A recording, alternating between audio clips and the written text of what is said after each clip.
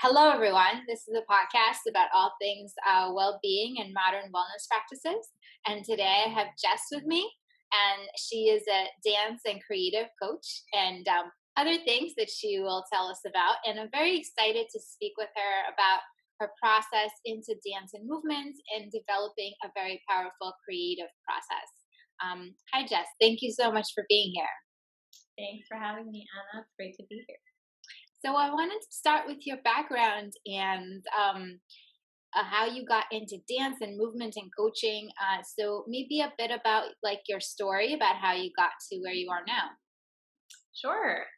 So the somewhat short version is I danced growing up, as I think many people do, and ended up really serious about ballet when I was a teenager. I grew up in New Jersey. I was commuting to New York City for my training at the Joffrey Ballet School, and I was really committed and really serious about it. And dance also became this very serious thing that I put a lot of pressure on myself. I was very caught up in like the perfection of it. I was not connected to my body in an emotional way. It was just very much about like, I got to do this right. This is what I'm doing. And I share that because I feel like dance has now become the total opposite for me. What happened was I quit when I was 19. I decided instead of continuing to pursue the professional track, I really wanted to help people. That was like this calling in me that I knew was present.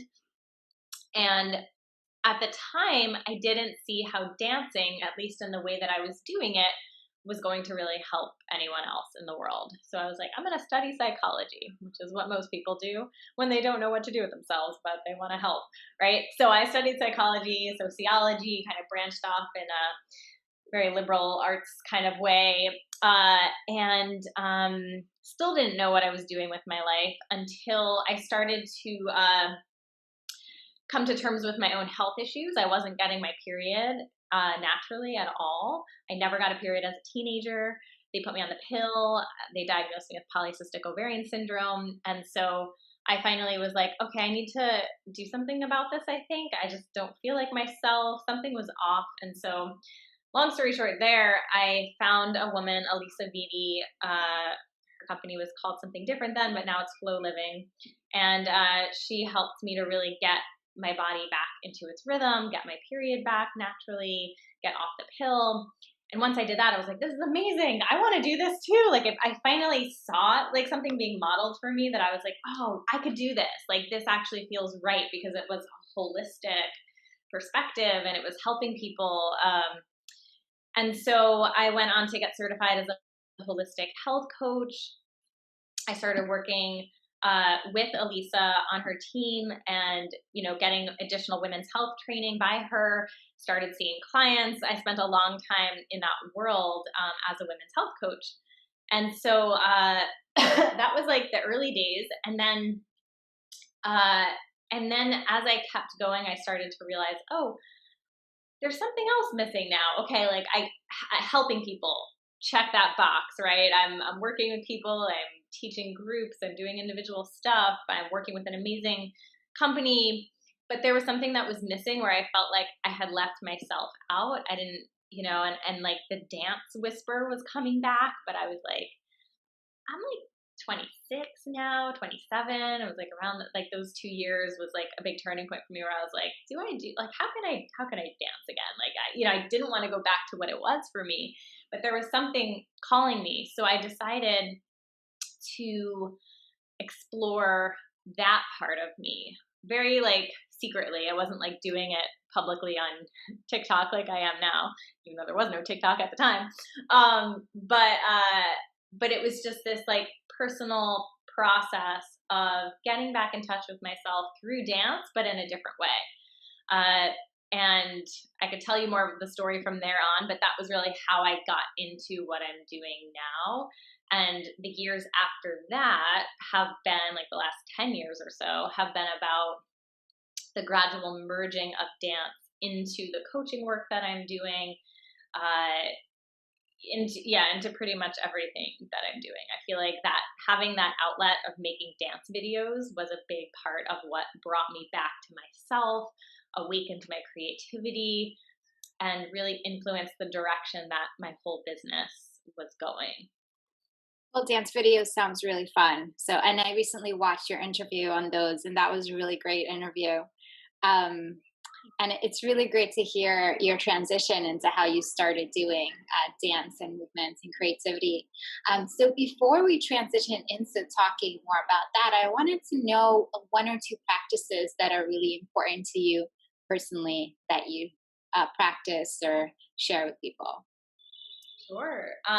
Well, dance breaks are one for sure, kind of obvious, but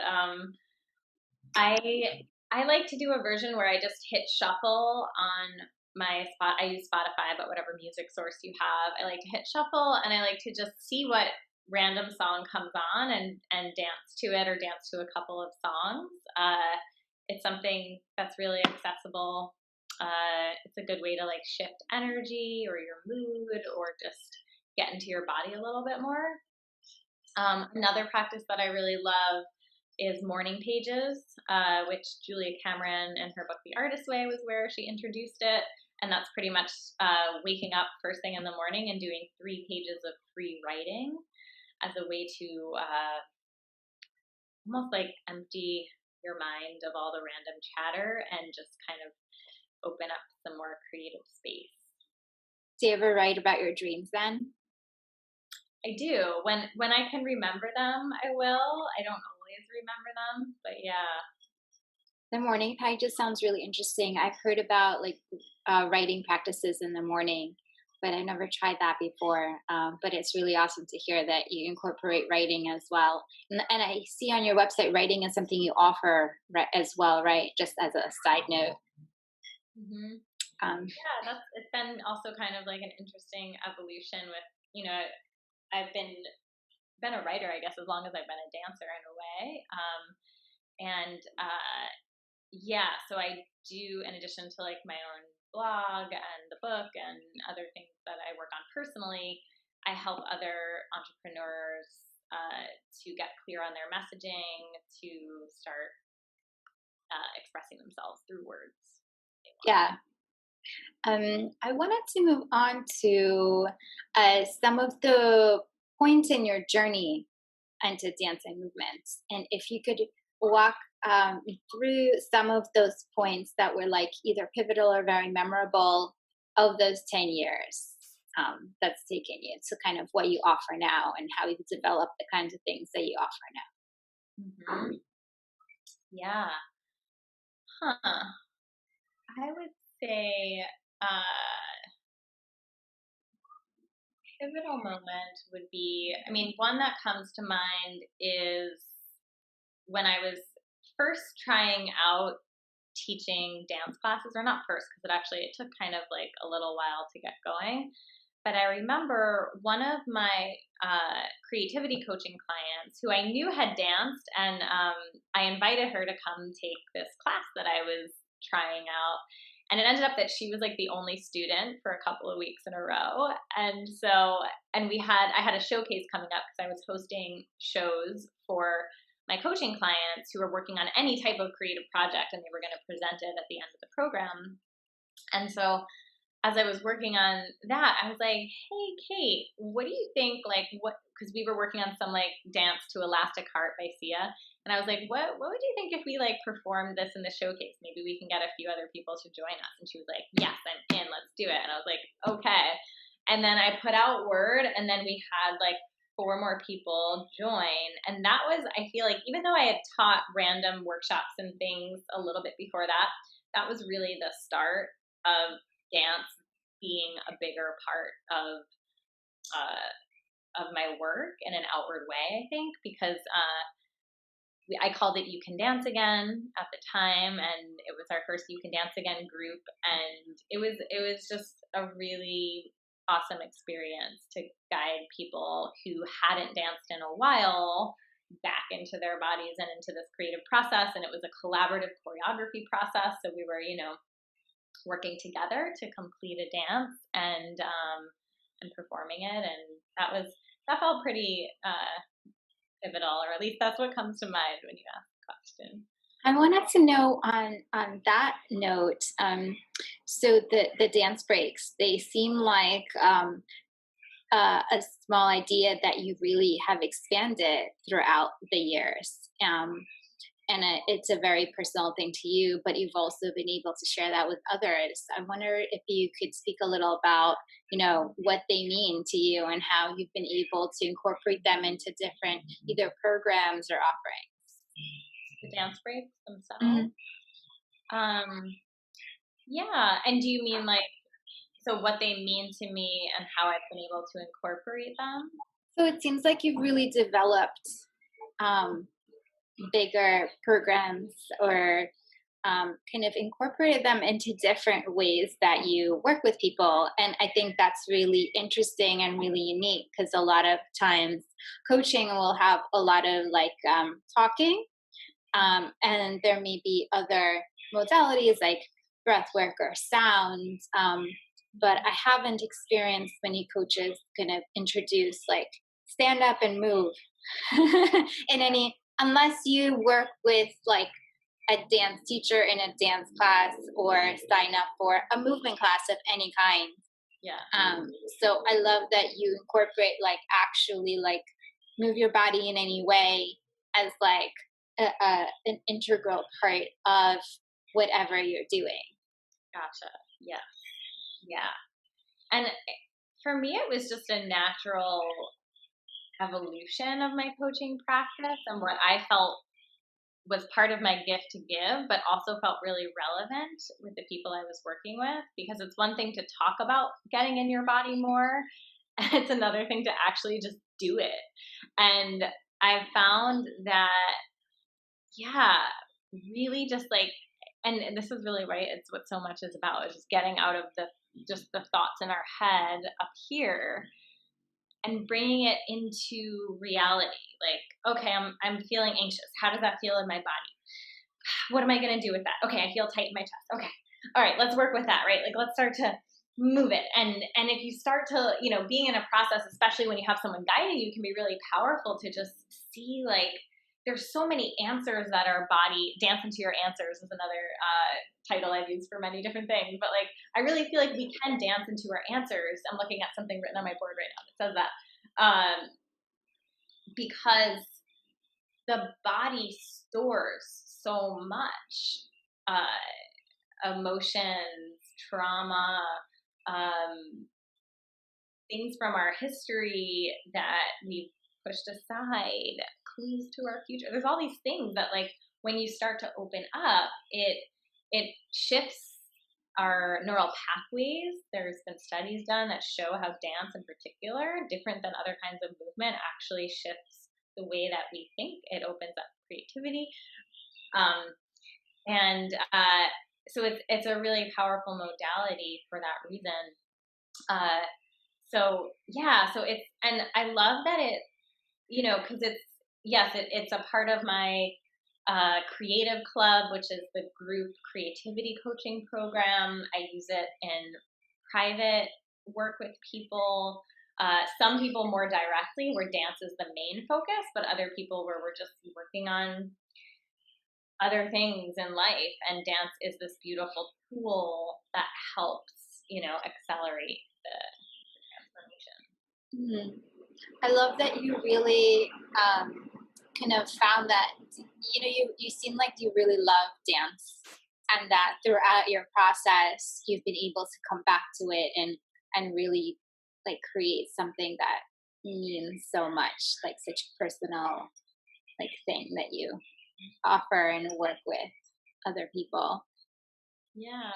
Yeah. I feel like it came full circle because back when I left dance and I thought that it was too selfish and I wasn't helping people enough with it, I I appreciate that. Like, I remember recently like having that full circle moment being like, oh yeah, wow, dance can be helpful. Like that, it was just the environment I was in and the kind of dance I was doing wasn't exactly it. But once I switched to that, uh, yeah, it became something I love and something that can serve.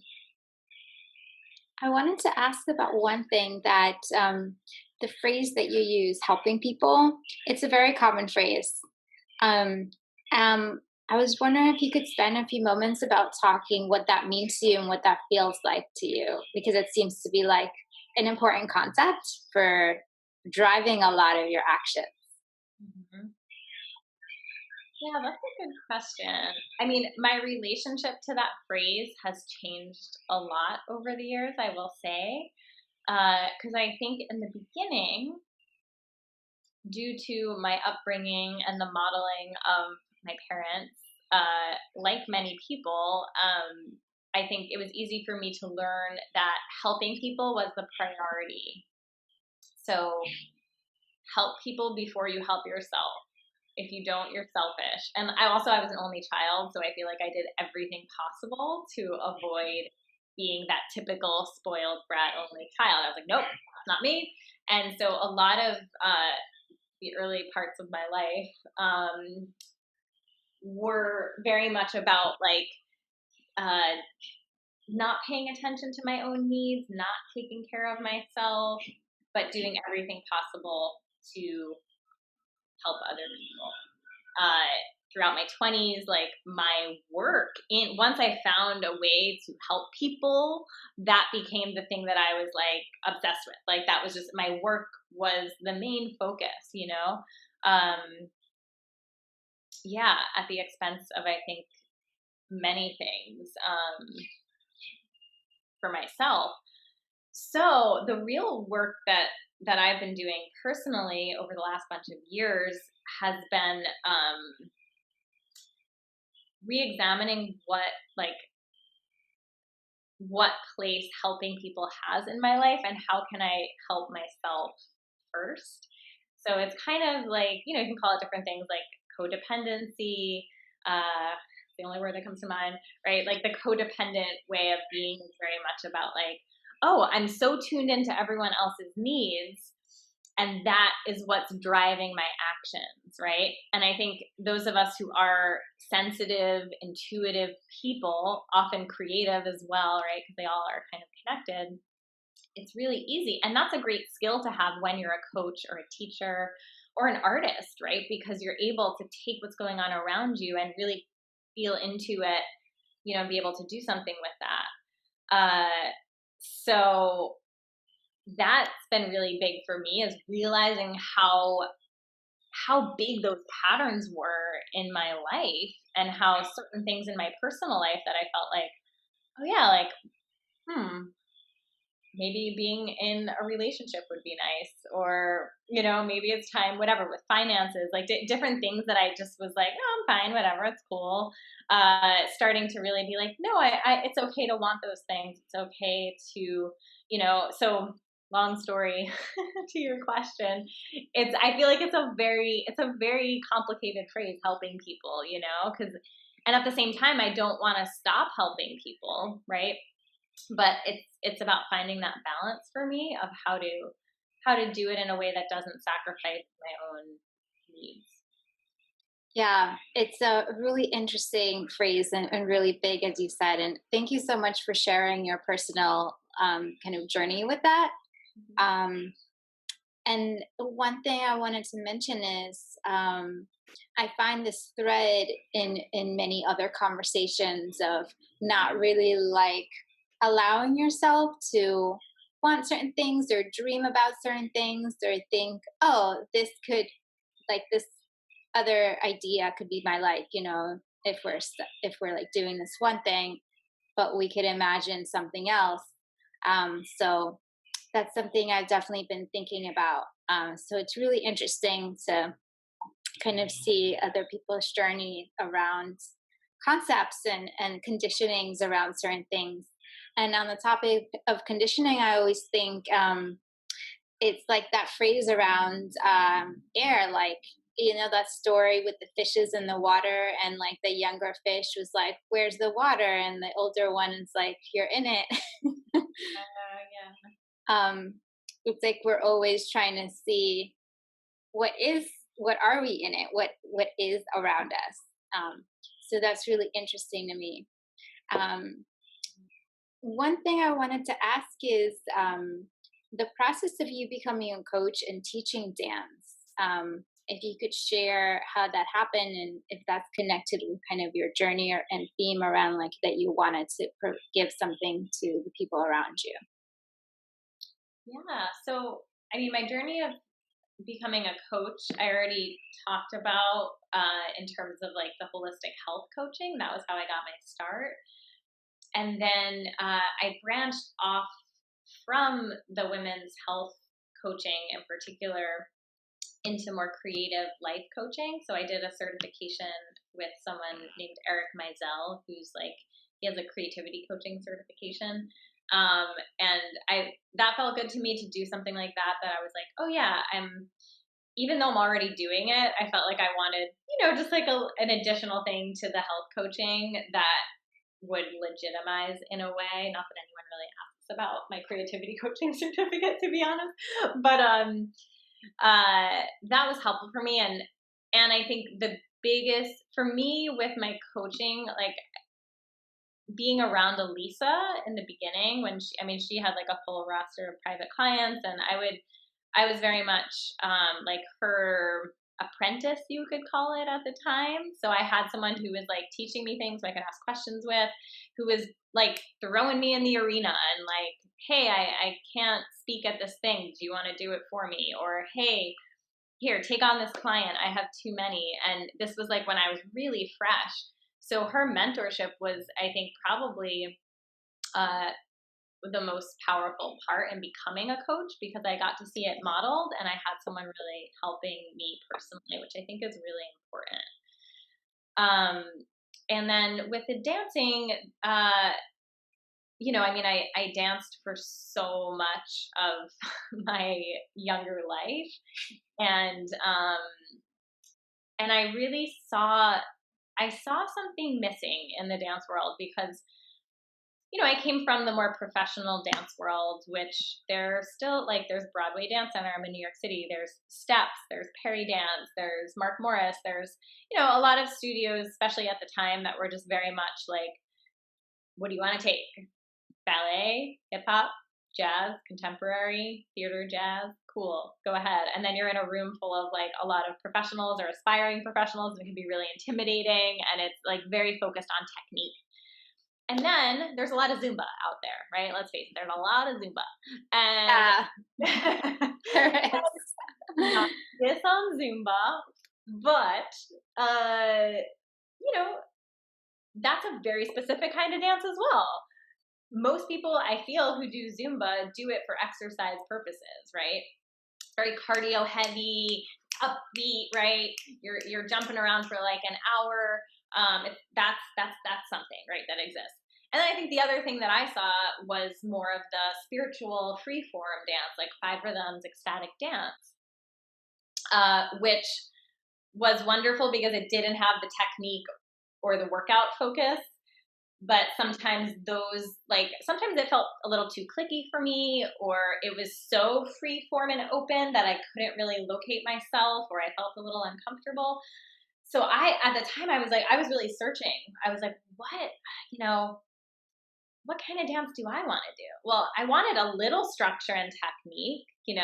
I wanted just fun and physical movement, and I wanted that free form expression vibe.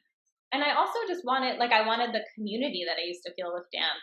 I wanted the creativity, and it was like the creativity and the self-expression I felt were kind of missing as a main ingredient in a lot of other classes. So that was what I focused on in the classes that I just started experimenting with on my own and inviting people to come to. It was really about, okay, how do we focus on those elements, in the dance class? And that's really what You Can Dance Again at the time. Now we're in the midst of like a rebranding, moving into the Dance Rebel movement, because being a dance rebel is is saying, oh, I don't have to follow the traditional path, even though I quit a long time ago, even though someone told me my body wasn't right for dance, even though I don't feel like I fit into any of these boxes, I'm still a dancer. I can dance in my own way. I can bring my expression to it. I can, make something with it. And so that's really at the core of the dance classes that I started teaching. And it was a lot of, it was a combination of having had facilitated, from the technical perspective, facilitated a lot of group workshops over the years from my health coaching practice, having taken a lot of dance classes. I started to piece together those elements and find what really worked for me after a lot of trial and error. And I actually have a training now, a teacher training called the Dance Rebel Leadership Training, where I guide other people who want to also teach dance from that perspective, want to create their own unique dance offerings, and have both the creative artistic guidance as well as the business guidance on how to do that and bring it into the world. Yeah, that's really interesting. I love that you created something like very unique to exactly what you're looking for. I feel like um, a lot of creative people, they create things because they love for themselves. They want to see something or hear something, and then they create it for themselves. And I love that process. I was hoping we could speak a bit about Creative Club, what it is, how you got into it, and where it stands now. Because I think it's a really great program for someone that is really looking for the kind of community you're talking about, but also with some sort of goal and also like a time frame around it. Yeah, for sure. So, well, yeah, just to distinguish, the Dance Rebel movement is the community and the programs that I host for people who are more focused on the dance element. And then Creative Club is it doesn't matter. You might have an interest in dance, but it doesn't matter what your artistic expression is.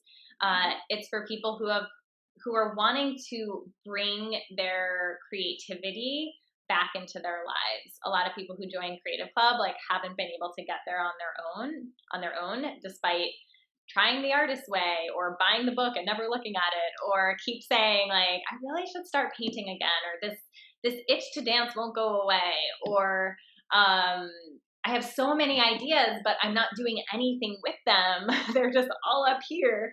And so Creative Club it's a community and it's a guided program where over the course of the 6 months, you're guided through a process of reawakening your creative spirit.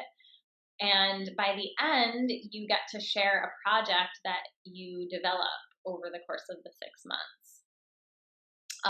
And so, yeah, it's a program. I'm in a rebranding year, I guess, because it used to be called Thriving Artist Program when I started it in 2012. And this year I started calling it by a new name, but that's basically what it is. That's really interesting. What is it? I really like that. Well, one, that it's 6 months long, because I think creativity and certain creative projects really could use that kind of time to either be you're working on something, or you need to figure out what you want to start working on, or you need to kind of put things down, come back to them. So that, I think that time frame is really great. And you help create a sort of process around whatever creative projects that someone's working on. Could you speak a little about that? About the creative process? Yeah, because I know that one of the reasons someone might work with you, or I sign up for Creative Club or another program, but especially Creative Club, is because maybe they don't know how to do the things that they really feel like doing, but something somewhere is just not clicking and they don't do it. And therefore, the guidance you provide might be really helpful. So, and part of that is creating that process, helping them create that process for themselves. Mm-hmm. Yeah, totally. And the name that I'm calling it these days is the emergent method of the creative process, that I feel like, because I feel like a lot of a lot of the way that we can learn how to create is very linear, where it's like, you want to write a screenplay? Great. Here are the steps to write a screenplay. Here are the parts of the screenplay. X, Y, Z, go do it. And then you have a finished thing or whatever it is, a painting, a dance. And I like to approach it. I think there's a time and a place to get linear about creative projects and art. But the process that I've found most valuable for myself is allowing things to emerge naturally. So really what we're doing in Creative Club is guiding people into a space that's less linear, less like masculine energy, do, go, go, go, let's produce stuff. We end up producing stuff, but it comes from a more process based, a more of the feminine energy, more of the, I find it's very magical when you open up, when you make more space, when you don't force things, when you tap into your body and your body's wisdom more, right? Like there's lots of dancing in Creative Club, as is free writing, and tools like that to support this process of seeing like what's genuinely inside of you, right? Like what authentically do you want to express right now, and what is that going to look like? So yeah, so it's a slightly different process than what we might typically think of when we go about creating something.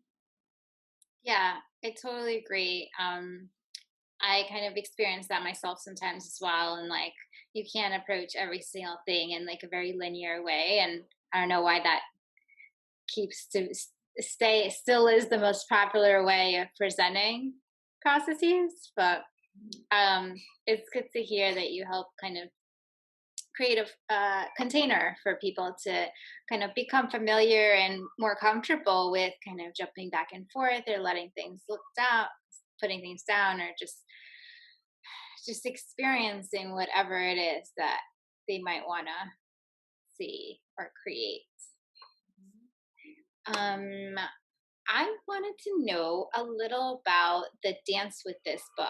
So, I think it's so amazing that you created a whole book about dancing with yourself, or at least that's what it Yeah. starts with. Um, I was wondering if you could share, what it inspired you to write it and how you went about writing it. Mm-hmm. Yeah. So I had I had a vision, dream, whatever it is, of writing a book for a really long time. Like I said, like I've been a writer at heart as much as I've been a dancer. Uh, and earlier on, before the period of time where dance kind of took more of a forefront in my business and my coaching, when it was more general creativity, I I had this title called creative self-preservation, and it was a phrase that like my great aunt had told me, who was an artist, and it was more of like a book about reviving your creative expression, using your creative expression as a lifeboat to get through transitions and tough stuff. And that was the book that I had started writing. Actually, I was working on it here and there, just kind of dabbling, and then as dance started to take more of a forefront, and I started to tap into how much power there was in that and how central it was to my process. I was riding my bike one day, and I'll never forget. I pulled over for some reason, and I stood there with my bike on the sidewalk, and I was like, "Dance with this book." I was like, "Dance with this book." Like, I'm gonna dance with the book, but like it's a book about, like, and it was just I got a kick out of it. I was like, "Oh my god, that's it. That's the book I'm writing." And I wrote a version of it, and then something like it was this long drawn out process until, and I won't give it all away because it's in the introduction of the book, but I was at this workshop when I really got in touch. Like I ended up rewriting the whole book and honing in a new way on the element of not just reviving dance, but reviving dance alone in your room. And that place of aloneness as being central to the creative process, central to like just, you know, reconnecting to ourselves through dance and expression, so that it's not just about like, again, like, let me do some Zumba and move on with my life and like just work out. It's about like, what's inside of me? What am I expressing? How can I like find my power and my energy and locate myself and and do something, right? Like if with whatever I'm feeling, how can I move that through my body? So focusing in on that, the aloneness part, I think was like the bit where I was just like, and that changed everything for me. And then after that, it was just like, boom, I just like wrote it relatively quickly in comparison to the years that I had spent on all these different versions. That's how I kind of knew. That's really awesome, and I love the vision, the kind of image of you having this idea of like, this is what I'm having, or this is what I'm writing, like, on the side of the road. Um, I wanted to say, if you could speak a little about the idea of being alone and aloneness, and how that connects with creativity. I know you probably wrote a lot about that in the book, but just a few kind of main points, or something that's like super important you feel to share about that, because I don't think that's shared enough in those words. Hmm. Yeah. Well, I feel like so the very first, not very first, but one of the first public like videos, although I didn't make it public at the time, but it now is, on YouTube, was, I titled it "Being Alone Doesn't Have to Be So Lonely," and it was me like basically dancing with my teddy bear to Hot Chocolate song "You Sexy Thing," and and that was when I had just moved into a studio apartment, so I was completely living alone for the first time, um, and and that was when I think I really started to embrace this. It was way at the beginning. I had just started dancing again and playing around with these random dance videos I was doing. And I guess there was something in it. So for me, when it comes to loneliness, I feel like I spent a lot of my life feeling lonely, feeling like I didn't quite fit in, feeling like a loser because I didn't have plans on Friday night or Saturday night. Always having wanted, watching Friends, like Friends was like a TV show I grew up with, and it's like, oh, I live in New York City now. Like, why don't I have a group of friends that I see all the time, that I spend every single day with, and it like it took me a long time in college, in high school and dance school, to actually make friends. Uh, so so yeah, I'm kind of losing myself now, but yeah, so that like that theme, I feel like, has been present, and I think what, like, that video and just the title alone, now that I reflect on it, it's like I remember having so much fun. I was just making really weird, goofy videos by myself, but I was onto something, and I was excited. I had an anonymous YouTube channel, and I was like, it was like research, like, what are people doing on YouTube? And this was back in like 2009, 2010. It was a while ago, and that purpose, that feeling like an artist again, in my own way. I'm not saying I was a good one, that these videos were like great. Like, it was just me. It was just something that I was doing. That became it became something that made being alone not feel so lonely. And what I can label it as now, that I maybe didn't see at the time, was in that creative process and feeling like I had that purpose, I felt connection. And I felt connection to what I might call now a higher power, uh, the creative spirit, the creative muses. Like, it was just me, but there was something speaking to me. There was something that I was connected with, right, in that making of things.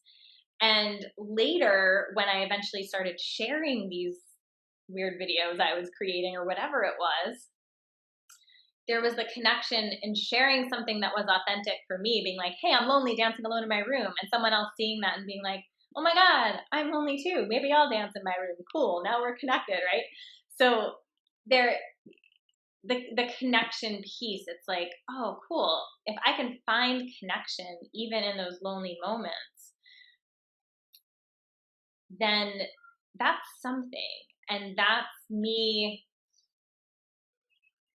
feeling fulfilled on my own, which means I don't have to seek it from outside places, which means it becomes easier than, then the connection to other people becomes more natural, becomes less codependent, like we were talking about before, less about like, well, I need to help people in order to like fulfill this void within myself only, or I'm just constantly like on dating apps, desperate to meet someone, but like, like grasping for it in the wrong way almost, as like there's something wrong with me that I need to like avoid myself through these other things or other people. When centering myself in a creative process, I felt my energy, I felt my power, I felt like, oh yeah, I got this. I'm okay. I'm pretty cool. And then therefore that makes connecting in the world different,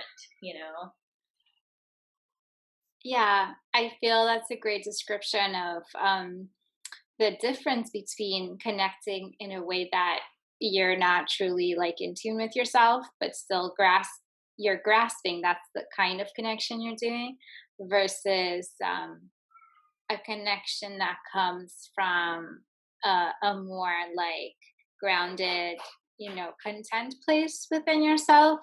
And I feel with that kind of connection, you naturally become more open. So just maybe you naturally meet more people, or maybe you don't have to, but either way, I feel like you can access creativity from that space. So um, a lot of elements are connected to kind of moving through aloneness and be feeling lonely, and kind of sometimes using that to kind of get in touch with yourself and listening to what's going on. Yeah, absolutely. I would like to ask you, what are some of the things you love most about dance? Um, I love that I feel like it can be accessible to me even when I'm alone in my room, which is a different mentality, because in the past I used to think that unless I was in a studio taking a class doing something serious, I wasn't really a dancer, but that has been flipped. I love the nonverbal communication that comes through dance, because sometimes there just aren't words for certain emotions or things that need to be expressed, and dance is a wonderful way to express it. Yeah, I agree. I feel like it's dancing and movement definitely helps you express yourself. And sometimes you don't even know what to say, but you could like touch someone in a certain way, or like move your body, and like something shifts, and like the process goes along its way. um, so before we close, I wanted to ask if there are any other comments or kind of um, elements you wanted to share about creativity or dance, and what it's been to you and how it's been showing up in the coaching work that you do. Well, I mean, there's a lot, and I feel like in the times we're in, where so many people's lives have been totally changed, and a lot of people are working from home and being home more, I feel like I just want to highlight how powerful a creative practice can be, to be that lifeboat that carries us through the tough times and the times when we try to avoid ourselves, yet we're with ourselves a lot. So, yeah, I think any way you go about it, I encourage you to do it. If you are seeking more support, come talk to me about Creative Club. And if anybody just wants to get more into your body and start to develop this process, I offer a free video series called Dance Alone Together. You can go to dancewiththisbook.com or dancealonetogether.com. There's a lot of URLs that redirect at it, or through jessgrippo.com. And it's a digital companion to the book. So every chapter in the book has a dance prompt at the end of it. And this just brings to life those dance prompts. And it gets you moving, and there's playlist recommendations. And it's a powerful way to get in your body and also connect to the online community of the Dance Rebels. That's awesome. Thanks for sharing that. One last thing. Is there any things that you're working on for the next year or two? Yes, I am. Like I mentioned, the Dance Rebel movement is taking on a new form, a new shape. I have some co-collaborators who are going to be joining the team, the leadership team. And I'll be sharing more about that soon, but we're going to be rolling out an online community, and especially, considering the fact that so many people still aren't able to gather in person for dance regularly. So we'll be hosting a lot more there. And outside of that, I'm doing a lot of TikTok videos and working on some live performance. I performed at a comedy show last night for the first time all year, and it reminded me of how much I enjoy that sort of connection and creative expression. So I've had some shows that I had been working on. So I'm hoping if the pandemic allows us to do some live performances next year, that there'll be more of that coming out too. Yeah, I hope that in maybe 6 months things will normalize as well, and dance and other performances will come back. That would be wonderful.